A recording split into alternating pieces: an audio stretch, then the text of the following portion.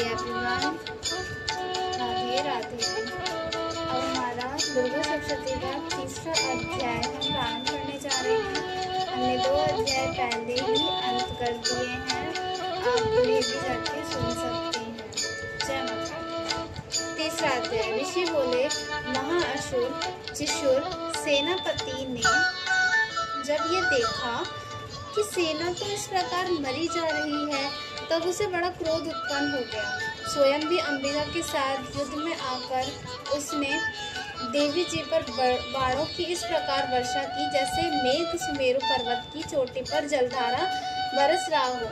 तब देवी ने उसके बाण समूहों को खेल में ही काट दिया। फिर बाणों द्वारा उसके सारथी घोड़ों को मार डाला। फिर झटपट धनुष और ऊंची लहराती ध्वजा काटकर गिरा दिया।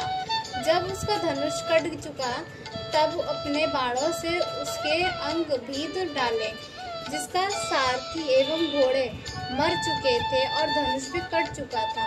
तब वह बिना रथ पैदल ही तलवार डाल लेकर देवी की ओर दौड़ा। तेज तलवार से सिंह पर जाते ही प्रहार कर दिया। फिर देवी जी की वाम भुजा पर बड़े जोर से प्रहार किया। हे राजन, ज्यों ही तलवार देवी की भुजा पर पहुंची, त्यों ही टूट गई। फिर तो असुर ने क्रोध से आंखें लाल लाल करके शूल प्रकट कर दिया। भद्रकाली जी उस दैत्य ने वह शूल डाल दिया। वह शूल इस प्रकार चमका जैसे कि आकाश में सूर्य मंडल गिर रहा हो। देवी जी ने अपनी ओर आते हुए शूल को देखकर उस पर अपना शूल चला दिया, जिससे वह शूल सैकड़ों टुकड़ों हो गए। साथ में उस चिशुर महादैत्य के प्राण भी निकल गए। तब जब महिषासुर का बलवान सेनापति मर गया, तब देव शत्रु चामर हाथी पर सवार होकर आ पहुंचा। आते ही उसने अंबिका देवी पर शक्ति का प्रहार कर दिया।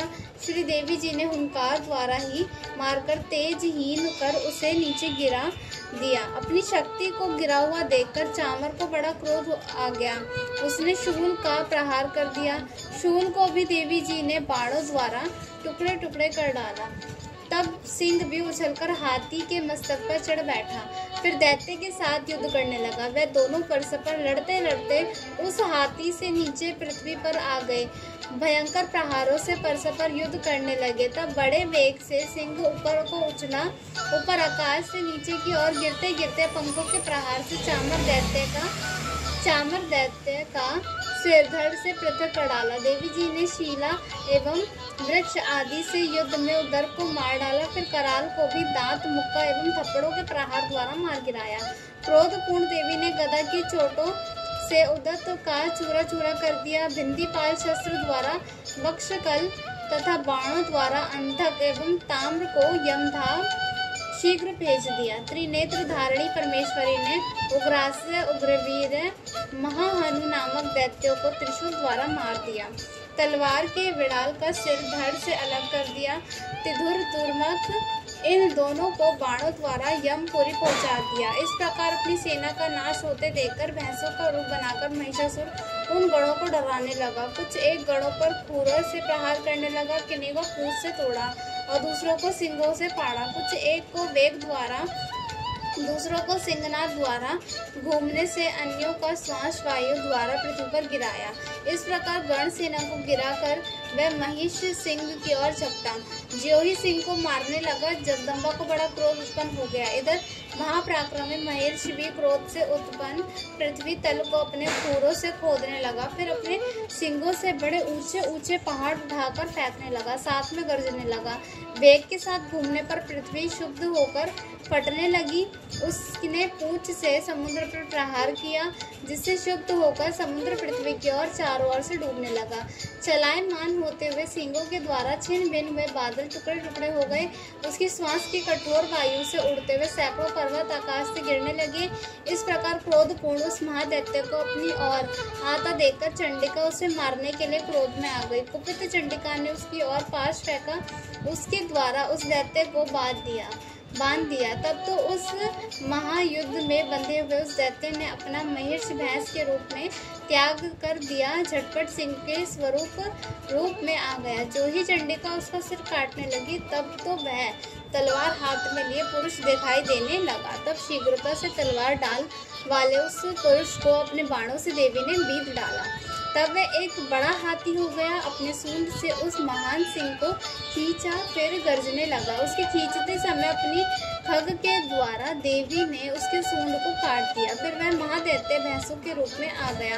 इस प्रकार चराचर त्रिलोकी को सताने लगा। उस समय जगत माता चंडिका क्रोध में आकर फिर उत्तम मधुपान करने लगी, लाल लाल नेत्र करके हंसने लगी। वह दैत्य भी पराक्रम के मद में उन्मुक्त होकर गरजने लगा। अपने सिंगों से उठाकर पहाड़ देवी की ओर फेंकने लगा। देवी जी ने भी अपने बाणों के समूह से उसे फेंके हुए पर्वतों को चूर चूर कर दिया। तब सुरापान के मद के कारण लाल लाल मुख वाली चंडिका जी ने कुछ अस्त व्यस्त शब्दों में कहा। देवी जी बोली, हे मूढ़, जब तक कि मैं मधुपान कर लूं तब तक तू क्षण भर के लिए गरज ले। मेरे द्वारा संग्राम भूमि में तेरा वध हो जाने पर तो शीघ्र ही देवता भी गरजने लगेंगे।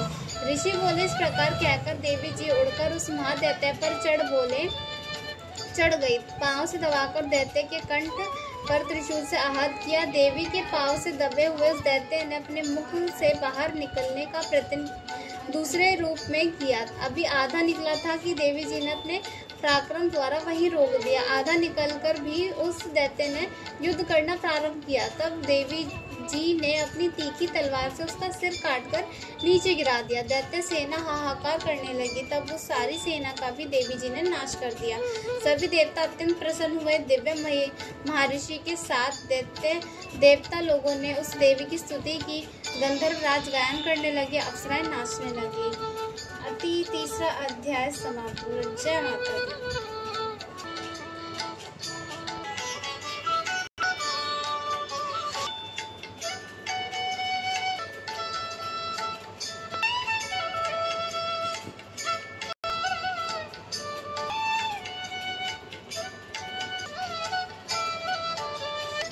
जय माता दी दोस्तों, हमारा तीसरा अध्याय समाप्त हो गया। अब हम चौथा अध्याय पढ़ना प्रारंभ करेंगे। धन्यवाद। जय माता दी।